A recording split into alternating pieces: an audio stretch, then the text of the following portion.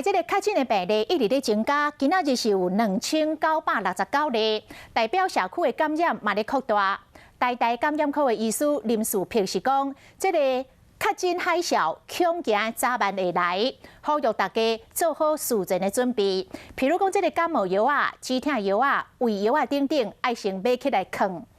这个台大儿童病院院长王立明讲，民众早晚嘛是爱来做第四剂的预防针，安尼才会当来因应着一直咧变种的病毒。另外，国家卫生研究院举办着疫苗研发的会议，要来建立更加完整的防疫体系。国卫院或者国家计划预防针的动针，今日会知影召开会议，算台湾的预防针搁存偌济，想要和病毒共存，预防针的量产真重要。不管是从预防，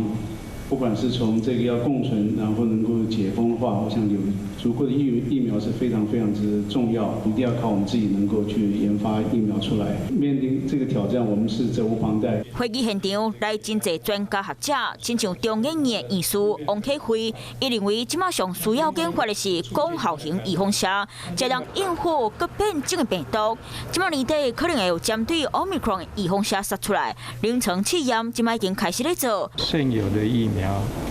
也不是100%能够预防嘛，所以我们才想到说，是不是为了应付这种高速、快速的突变，是不是需要有一个广效性的疫苗？疫情拖超过2年，国内买地出现民众想要做第四剂声音。就目前我觉得还没有那个必要，但是老年人我觉得有这个需要。高年的话是可以考虑的，其他我都觉得不一定要那样。真侪专家学者认为，高风险的人才会做第四剂。不过，台大儿童病院院长黄立明预测，年底拄着寒天，病毒恐惊会拖愈紧，早暗爱做第四剂。国内本土确诊数一直变多，前台大感染科医师林世平嘛伫咧人面册铺文，台湾平均阳性率慢慢升悬到2.66%，社区感染的情形嘛大大变多。呼吁民众伫咧确诊来进前，爱做好准备，药啊传好势，莫阁等政府传啊。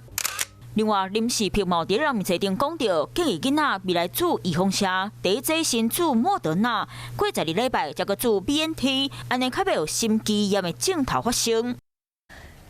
我是喜顾亚外，你订阅华视新闻 YouTube 频道了吗？记得按赞、订阅、开启小铃铛，也不要忘记收看华视新闻杂志哦。